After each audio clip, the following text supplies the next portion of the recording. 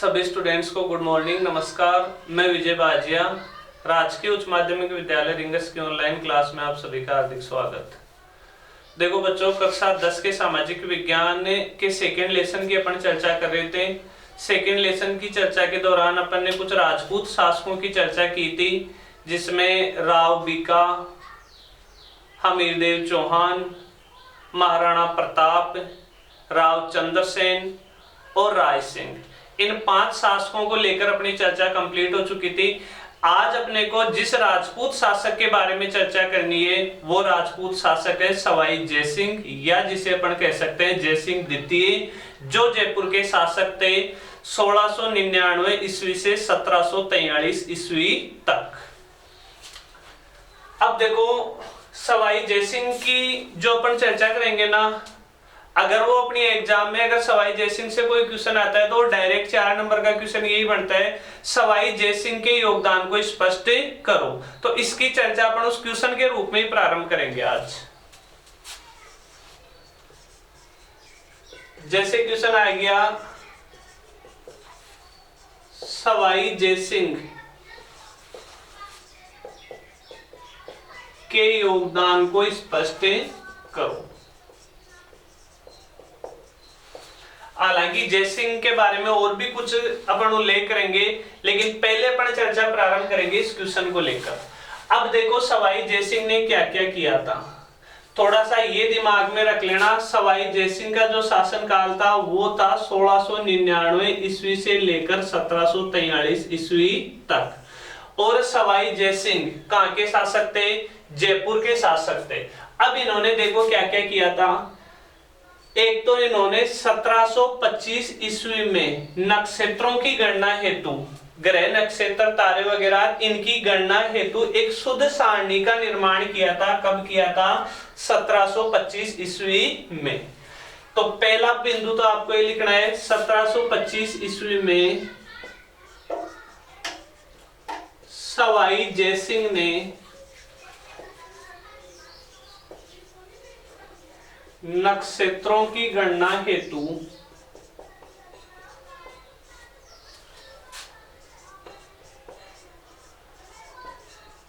शुद्ध सारणी का निर्माण किया।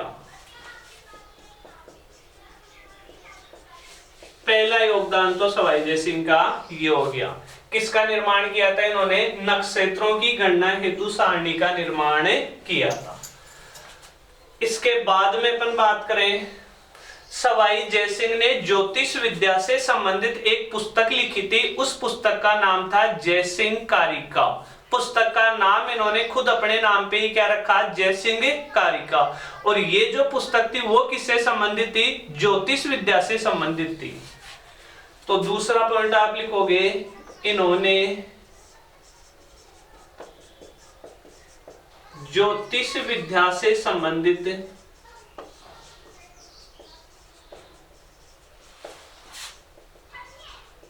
जयसिंह कारिका ग्रंथ की रचना की। ग्रंथ का या पुस्तक का क्या नाम था? जयसिंह कारिका।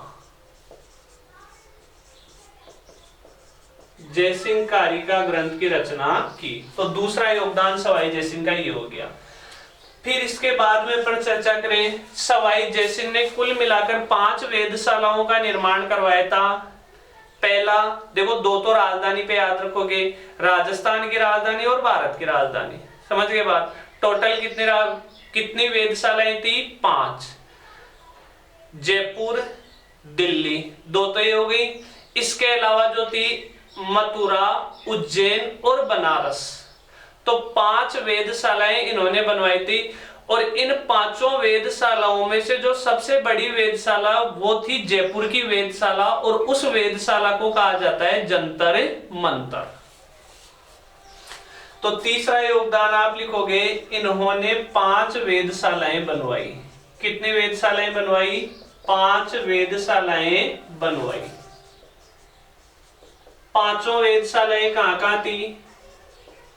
जयपुर, दिल्ली, मथुरा, उज्जैन और एक कहां थी? बनारस। ये क्या हो गई? वेधशाला हो गई।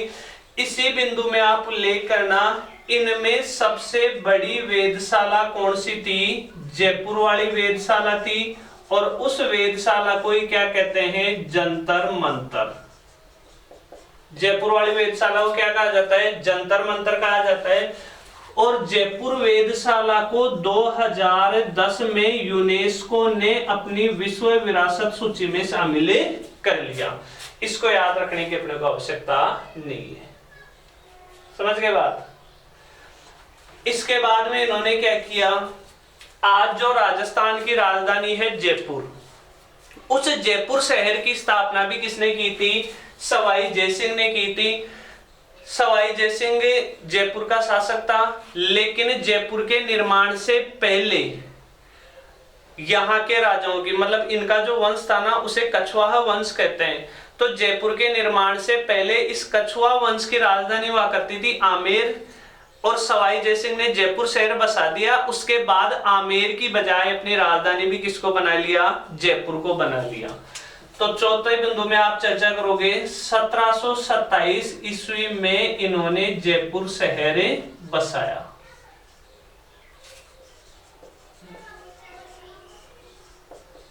जयपुर शहर बसाया और तथा कछुआ वंश की राजधानी किसको बना दिया? जयपुर को। कछुआ वंश की राजधानी किसे बनाया? जयपुर। तो ये चर्चा हो गई। लास्ट अपन सवाई जयसिंह के योगदान को चर्चा करें। सवाई जयसिंह जो थे अंतिम हिंदू शासक थे जिन्होंने यज्ञ करवाए। अब जब इन्होंने यज्ञ करवाए तो यज्ञ ब्राह्मणों द्वारा संपन्न हो रहे थे। अब उन ब्राह्मणों के रहने के लिए इन्होंने कुछ महल बनवा दिए जिसे कहते हैं जल महल। तो लास्ट बिंदु में आपको चर्चा ये करनी है, सवाई जयसिंह अंतिम हिंदू शासक थे जिसने यज्ञ करवाया, और यज्ञ करने वाले ब्राह्मणों के रहने के लिए इसने जल महलों का निर्माण करवाया। तो लास्ट बिंदु, सवाई जयसिंह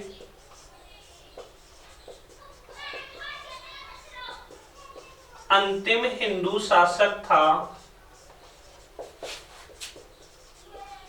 जिसने यज्ञ करवाए, और यज्ञ करने वाले ब्राह्मणों, यज्ञ करने वाले ब्राह्मणों के रहने के लिए किसका निर्माण करवाया? जल महलों का निर्माण करवाया। जल महलों का निर्माण करवाया। आमेर का किला अगर अपन देखने जाते हैं तो आमेर किले के पास ही क्या बने हुए हैं? जल महल बने हुए हैं। इन जल महलों का निर्माण किसने करवाया? सवाई जयसिंह ने। तो सवाई जयसिंह में सिर्फ अपने को इतना ही याद रखना है, याद केवल यही रखना है। हालांकि अपने पुस्तक में कुछ और उल्लेख दे रखा है। सवाई जयसिंह के प्रारंभ में कुछ समस्या आई थी, उस समस्या का भी उल्लेख दे रखा है, वो अपन एक बार नॉर्मल देख लेते हैं। हुआ क्या था? औरंगजेब का नाम अपन ने सुनी रखा है। औरंगजेब की मृत्यु हो गई थी कब? 1707 ईस्वी में। जब 1707 ईस्वी में औरंगजेब की मृत्यु हो गई थी तो औरंगजेब के 4 पुत्र थे। उन 4 पुत्रों में से 2 पुत्रों को तो सत्ता का कोई लालच नहीं था, लेकिन बच गए 2 पुत्र। एक का नाम था मुअज्जम, दूसरे का नाम था आजम। इन दोनों के बीच उत्तराधिकार का संघर्ष होता है। मतलब दोनों पुत्र ये चाहते थे कि औरंगजेब के बाद मैं मुगल बादशाह बनूं, राजा बनूं, दूसरा भी चाहता था कि मैं राजा बनूं। तो औरंगजेब की मृत्यु के बाद जो संघर्ष होता है, बड़ा भाई तो था कौन? मुअज्जम, और छोटे भाई का क्या नाम था? आजम। इन दोनों के बीच उत्तराधिकार को लेकर जो युद्ध हुआ था, उस युद्ध का नाम था जाजऊ का युद्ध। कौन सा युद्ध? जाजऊ का युद्ध। अब इस युद्ध में क्या होता है कि सवाई जयसिंह का देखो क्या योगदान रहता है इस युद्ध में। सवाई जयसिंह साथ देता है किसका? आजम का। आजम का साथ कौन दे रहा है इस युद्ध में? सवाई जयसिंह। दोनों भाइयों के बीच युद्ध कौन सा हुआ था? जाजऊ का युद्ध। इस जाजऊ के युद्ध में छोटे भाई आजम का साथ देता है सवाई जयसिंह, और बड़े भाई का साथ देता है इस सवाई जयसिंह का छोटा भाई था जिसका नाम था विजय सिंह। क्या नाम था? विजय सिंह। मतलब इधर दोनों भाइयों के बीच युद्ध हो रहा था, और यहां जयपुर के दो भाई थे, वो भी इस युद्ध में भाग ले रहे थे। तो दो भाई थे कौन? सवाई जयसिंह और विजय सिंह। विजय सिंह ने साथ दिया मुअज्जम का, सवाई जयसिंह ने साथ दिया आजम का। अब संयोग क्या होता है कि इस युद्ध में जीत हो जाती है किसकी? आजम की। इस युद्ध में जीत हो जाती है मुअज्जम की, आजम हो जाता है पराजित। तो औरंगजेब के बाद अगला मुगल शासक बनता है कौन? मुअज्जम। लेकिन मुगल शासक बनने के बाद ये अपना नाम रख लेता है क्या? बहादुर शाह। बहादुर शाह प्रथम के नाम से क्या बन गया? मुगल बादशाह बन गया। अब बताओ, मुअज्जम जो बहादुर शाह प्रथम के नाम से मुगल बादशाह बना, ये बहादुर शाह प्रथम सवाई जयसिंह को पसंद करेगा? बिल्कुल नहीं करेगा, क्योंकि सवाई जयसिंह ने तो इसके भाई दुश्मन का साथ दिया था, किसका? आजम का साथ दिया था। इसलिए बहादुर शाह प्रथम ने क्या किया? 1707 में शासक बनने के बाद सवाई जयसिंह को गद्दी से हटा दिया, और बहादुर शाह प्रथम ने जयपुर का शासक किसको बना दिया? बताओ किसको बना देगा? मुअज्जम का साथ किसने दिया था? विजय सिंह ने। तो अब जयपुर का शासक बन गया कौन? विजय सिंह। सवाई इसने बहादुर शाह प्रथम ने जयपुर का शासक विजय सिंह को बना दिया, और जयपुर का नाम बदलकर क्या कर दिया? इस्लामाबाद। हालांकि जयपुर कह दो चाहे आमेर कह दो, उस समय तक आमेर ही कहलाएगा जयपुर की बजाय, तो यहां पर इसको आमेर भी कह सकते हैं। जयपुर या आमेर का नाम बदलकर बहादुर शाह प्रथम ने क्या कर दिया? इस्लामाबाद कर दिया, और फिर दोबारा नाम बदलकर इसका क्या कर दिया? मोमिनाबाद। समझ गए बात?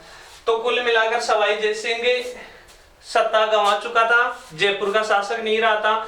अब सवाई जयसिंह सहायता लेता है किससे? मेवाड़ के शासक अमर सिंह द्वितीय से। उस समय मेवाड़ का शासक कौन था? अमर सिंह द्वितीय। अमर सिंह द्वितीय और सवाई जयसिंह के बीच एक बातचीत होती है, और समझौता होता है, देबारी का समझौता। उस समझौते में देखो क्या हुआ? मेवाड़ के शासक अमर सिंह द्वितीय ने अपनी पुत्री चंद्र कुंवरी का विवाह कर दिया जयपुर के सवाई जयसिंह के साथ, शादी कर दी, और एक शर्त रख दी कि अब जो चंद्र कुमारी के जो संतान होगी वो ही जयपुर की अगली शासक होगी। क्यों? अब अमर सिंह द्वितीय ने क्या किया? अपनी पुत्री का विवाह कर दिया, और उसके बाद स्वयं जयपुर आया, और जयपुर आके क्या करता है? विजय सिंह को गद्दी से हटा देता है, शासक किसको बना देता है? वापस से सवाई जयसिंह को। तो कुछ समय बीच में ऐसा आता है जब सवाई जयसिंह जयपुर का शासक न रह के शासक कौन बढ़ जाता है? विजय सिंह बढ़ जाता है। तो इस चीज का अपनी पुस्तक में उल्लेख कर रखा है, जो मैंने आपको बता दिया।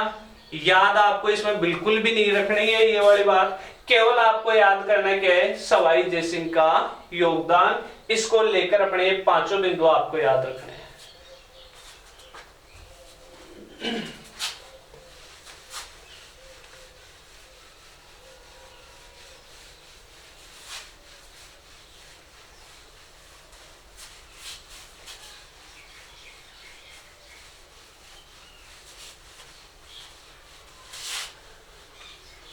देखो, राजस्थान के कुछ राजपूत शासकों की जो अपन चर्चा कर रहे थे सेकंड लेसन में, तो राजस्थान के राजपूत शासकों की चर्चा तो कंप्लीट हो चुकी है।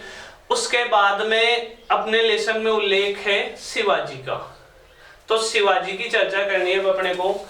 शिवाजी में भी वही एक क्वेश्चन दे रखा है किताब के लास्ट में, मराठा शासक शिवाजी के योगदान को स्पष्ट करो, या मराठा शासक शिवाजी का उल्लेख करो। इसका उल्लेख पूछे चाहे योगदान पूछे, अपने को पॉइंटों में शिवाजी का आंसर लिखना है। समझ गए बात? अब देखो शिवाजी वाले में अपने को क्या क्या करना है। सबसे पहले तो शिवाजी का जीवन परिचय देंगे, जन्म वगैरह के बारे में। तो 20 अप्रैल 1627 ईस्वी को एक दुर्ग है जिसका नाम है शिवनेर दुर्ग। इस शिवनेर दुर्ग में जन्म हुआ किसका? शिवाजी का। शिवनेर दुर्ग में शिवाजी का क्या हुआ? जन्म हुआ। तो पहली बात तो आप ये ध्यान रखोगे 20 अप्रैल 1627 ईस्वी को शिवनेर दुर्ग में शिवाजी का जन्म हुआ। फिर इस जीवन परिचय में अपन इसके माता पिता का नाम बताएंगे। शिवाजी के पिताजी थे कौन? शाहजी भोसले। और माता थी कौन? जीजाबाई। तो पिता शाहजी भोसले और माता जीजाबाई। लेकिन उसके बाद क्या होता है? शाहजी भोसले एक और शादी कर लेता है। जब दूसरी शादी कर लेता है शाहजी भोसले, तो इसकी पत्नी जीजाबाई रूठकर इससे अलग हो जाती है। अलग हो जाती है इसका मतलब शिवाजी अब किसके साथ रहेगा? माँ के साथ रहेगा। तो माँ के साथ रहेगा। इस दौरान शिवाजी का लालन पालन किसने किया था? शिवाजी का लालन पालन करने वाले थे दादाजी कोंडदेव व समर्थ रामदास। ये समर्थ रामदास थे, वो जीजाबाई के गुरु थे। समझ रहे हो बात? इन्होंने ही शिवाजी को सैन्य प्रशिक्षण दिया, हथियार चलाना सिखाया और कई टाइप की शिक्षाएं दी थी। तो इसका लालन पालन और शिक्षा देने वाले कौन थे? दादाजी कोंडदेव व समर्थ रामदास। तो ये तो शिवाजी के जीवन परिचय में 2 पॉइंट बताने आपको। एक तो जन्म शिवनेर दुर्ग में हुआ था, पिता शाहजी भोसले और माता जीजाबाई। और लालन पालन करने वाले कौन थे? दादाजी कोंडदेव व समर्थ रामदास। फिर इसके जो पिता थे शाहजी भोसले, इसकी मृत्यु के बाद शासक बन गए कौन? शिवाजी। शिवाजी शासक बनने के बाद शिवाजी ने अपनी राजधानी किसे बनाया? रायगढ़ को। तो तीसरे पॉइंट में आप उल्लेख करोगे शासक बनने के बाद रायगढ़ को शिवाजी ने अपनी राजधानी बनाया। ये ध्यान रखोगे। तो शिवाजी जब शासक बन जाते हैं तो शिवाजी अपनी राजधानी कहां बनाते हैं? रायगढ़ में अपनी राजधानी बनाते हैं। फिर देखो शिवाजी के कई युद्ध भी हुए थे। जैसे सबसे पहले तो शिवाजी ने पूना की जागीर प्राप्त की थी। उसके बाद शिवाजी का एक पड़ोसी शासक था बीजापुर। बीजापुर को भी शिवाजी ने पराजित किया था। लेकिन छोटे बड़े कई युद्ध थे, उनको छोड़ते हुए अपन चर्चा करेंगे पुरंदर की संधि को लेकर। जब अपन ने औरंगजेब वाला टॉपिक किया था उसमें भी अपन ने पुरंदर की संधि की चर्चा की थी। और वो पुरंदर की संधि औरंगजेब ने किसके साथ की थी? शिवाजी के साथ की थी। हालांकि औरंगजेब खुद नहीं गया था शिवाजी के पास। औरंगजेब ने भेजा था किसको? जयपुर के राजा जयसिंह को। जयसिंह और शिवाजी के बीच पुरंदर की संधि हुई थी। इस पुरंदर की संधि की चर्चा अपन ने की थी औरंगजेब वाले टॉपिक में, और शिवाजी के साथ वो संधि हुई थी, इसलिए उसी पुरंदर की संधि की चर्चा करनी है अपने को। कौन से टॉपिक में? शिवाजी वाले टॉपिक में। और वो पुरंदर की संधि हुई थी जून 1665 ईस्वी में। 24 जून की वो तारीख थी। जून 1665 ईस्वी में शिवाजी व मिर्जा राजा जयसिंह, ध्यान रखना अभी जो अपन ने चर्चा की थी ना जयसिंह द्वितीय, सवाई जयसिंह, वो सवाई जयसिंह दूसरा था, ये मिर्जा राजा जयसिंह दूसरा है। मिर्जा राजा जयसिंह को तो कहते हैं जयसिंह प्रथम, और जो अपन ने चर्चा की थी सवाई जयसिंह, उसको कहते हैं जयसिंह द्वितीय। 2 जयसिंह थे। मिर्जा राजा जयसिंह को तो जयसिंह प्रथम कहते हैं, सवाई जयसिंह को जयसिंह द्वितीय कहते हैं। तो जून 1665 ईस्वी में शिवाजी व मिर्जा राजा जयसिंह के मध्य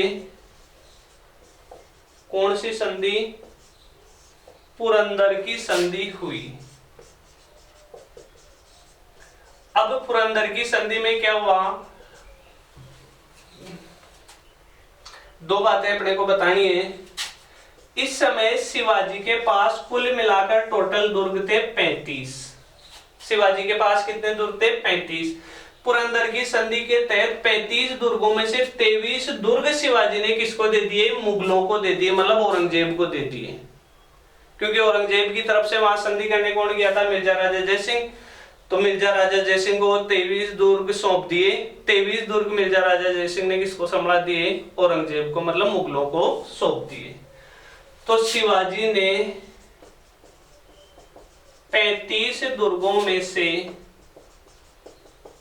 23 दुर्ग मुगलों को दे दिए। बचे कितने दुर्ग शिवाजी के पास? 12 दुर्ग।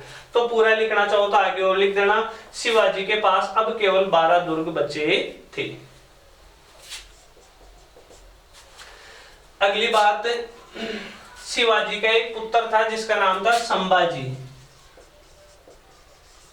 शिवाजी ने अपने पुत्र संभाजी को मुगल दरबार भेज दिया।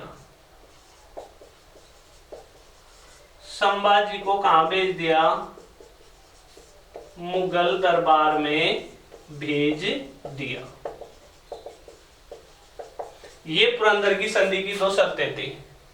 1665 में हुई शिवाजी और मिर्जा राजा जयसिंह के मध्य। कौन सी संधि? पुरंदर की संधि, जिसके तहत शिवाजी ने 35 दुर्गों में से 23 दुर्ग मुगलों को दे दिए और दूसरा अपने पुत्र संभाजी को भी कहां भेज दिया? मुगल दरबार में भेज दिया।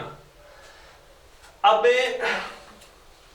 औरंगजेब के साथ संधि तो कर ली, औरंगजेब को कुछ दुर्ग भी दे दिए, अपना पुत्र भी वहां दे दिया। पुत्र संभाजी को औरंगजेब ने 5000 का मनसबदार भी वहां प्रदान किया था। लेकिन उसके बाद औरंगजेब ने शिवाजी के साथ क्या कर ली? चीटिंग कर ली। क्योंकि शिवाजी जब औरंगजेब से वहां मिलने गया था तब औरंगजेब ने शिवाजी को अपमानित किया। अपमानित करने के लिए क्या किया? जो तृतीय श्रेणी के जो मनसबदार थे उनके बीच खड़ा कर दिया।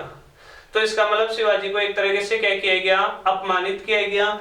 जब शिवाजी को अपमानित किया गया तो शिवाजी वापस आ गया वहां से भागकर, और शिवाजी धीरे धीरे ये जो 23 दुर्ग मुगलों को दिए थे वापस जीतना स्टार्ट कर दिया। और इतना होने के बाद शिवाजी ने एक स्वतंत्र शासक के रूप में अपना दोबारा राज्याभिषेक करवाया।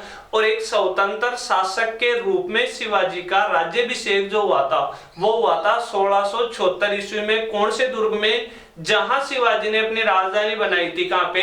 रायगढ़ में। तो 5वां बिंदु आपको लिखना है, 1676 ईस्वी में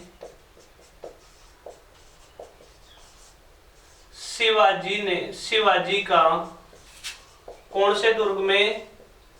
रायगढ़ दुर्ग में एक स्वतंत्र शासक के रूप में, एक स्वतंत्र शासक के रूप में राज्याभिषेक हुआ तथा शिवाजी ने, जैसे ही स्वतंत्र शासक के रूप में शिवाजी का राज्याभिषेक हुआ, शिवाजी ने छत्रपति की उपाधि धारण कर ली। अपन सुनते हैं ना छत्रपति शिवाजी। तो ये छत्रपति की उपाधि कब धारण की थी? 1676 में अपने राज्याभिषेक के बाद। तथा शिवाजी ने छत्रपति की उपाधि धारण की। लास्ट लिख देना छठा पॉइंट, 1680 ईस्वी में शिवाजी की क्या हो गई? मृत्यु हो गई। ये उल्लेख करना अपने को किसके बारे में? शिवाजी के बारे में। तो शिवाजी के बारे में अगर कुछ देखो, छोटे प्रश्न जो बनते हैं ना, मोस्टली 2 प्रश्न बनने की संभावना रहती है एक नंबर के। तो शिवाजी का जन्म किस दुर्ग में हुआ? शिवनेर दुर्ग में। शिवाजी का राज्याभिषेक किस दुर्ग में हुआ? रायगढ़ दुर्ग में।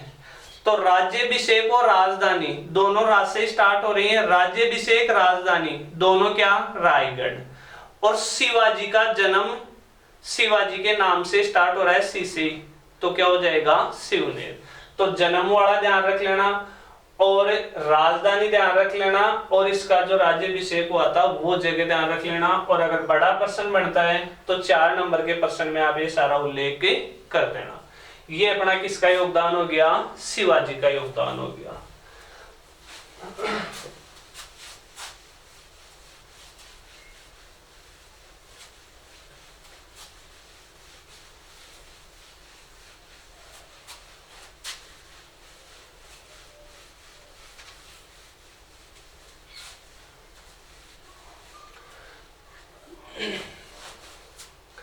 अब देखो इसके बाद में एक दक्षिणी भारत के दो प्रमुख साम्राज्य बसते हैं अपने, एक विजयनगर साम्राज्य और एक बहमनी साम्राज्य। तो बहमनी साम्राज्य का ज्यादा अपने को उल्लेख नहीं करना, अपने क्वेश्चन पूछा जा सकता है, जैसे लास्ट में क्वेश्चन के जो अपने किताब के लास्ट में जो क्वेश्चन दे रखे हैं उनमें भी एक क्वेश्चन है विजयनगर साम्राज्य का परिचय दीजिए। तो अपन उसको भी, एक विजयनगर साम्राज्य को एक छोटा सा साम्राज्य था लेकिन था दक्षिणी भारत का सबसे शक्तिशाली साम्राज्य, तो विजयनगर साम्राज्य को भी अपन एक क्वेश्चन के रूप में ही कर लेते हैं। जैसे क्वेश्चन है विजयनगर साम्राज्य का परिचय दीजिए।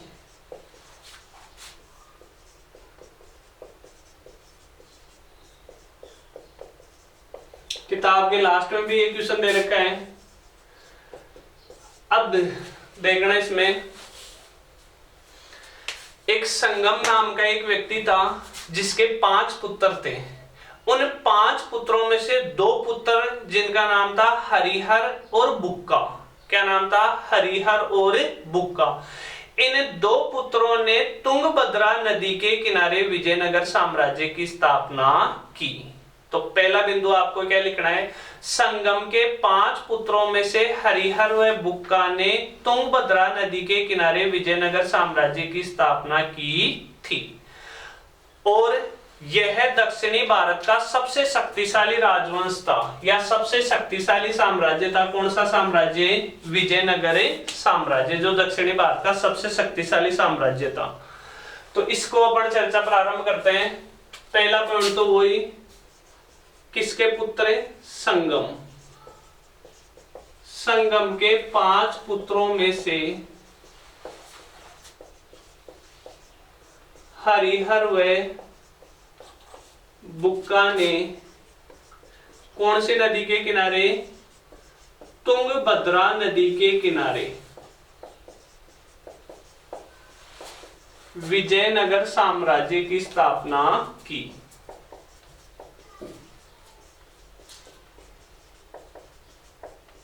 पहली बात तो आपको ये बतानी है। दूसरा, यह दक्षिणी भारत का सबसे शक्तिशाली राजवंश था या सबसे शक्तिशाली साम्राज्य था। दक्षिणी भारत का सबसे शक्तिशाली साम्राज्य कौन सा था? विजयनगर साम्राज्य। फिर अपने को इसकी राजधानी का उल्लेख करना है। इस साम्राज्य की राजधानी थी हम्पी।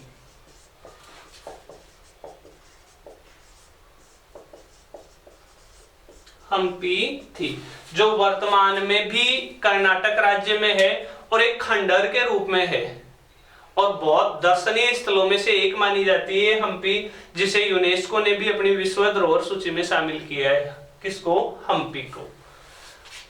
लास्ट, दक्षिणी भारत का तो सबसे शक्तिशाली साम्राज्य था ही, लेकिन इस साम्राज्य का भी सबसे शक्तिशाली राजा कौन था? कृष्णदेव राय।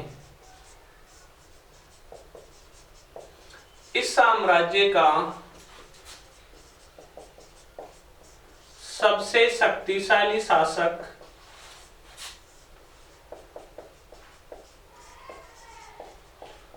कृष्णदेव राय था, जिसके दरबार में 8 कवि रहते थे।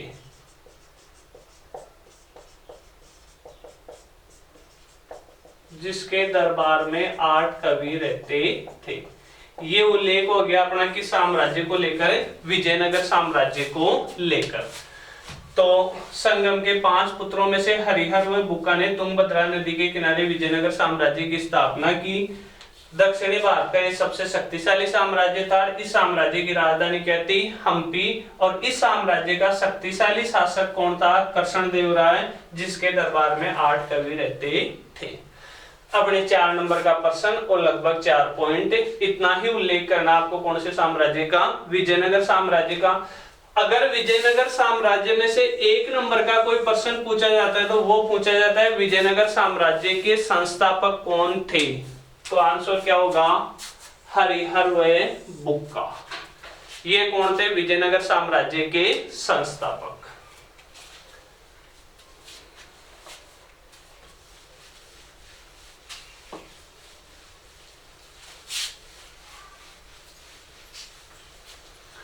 अब देखो इसके बाद में जो अपने को चर्चा करनी है ना, वो करनी है एक तो सिख धर्म की प्रमुख शिक्षाओं को लेकर, लगभग 4-5 मिनट का पॉइंट हो, सिख धर्म की प्रमुख शिक्षाएं।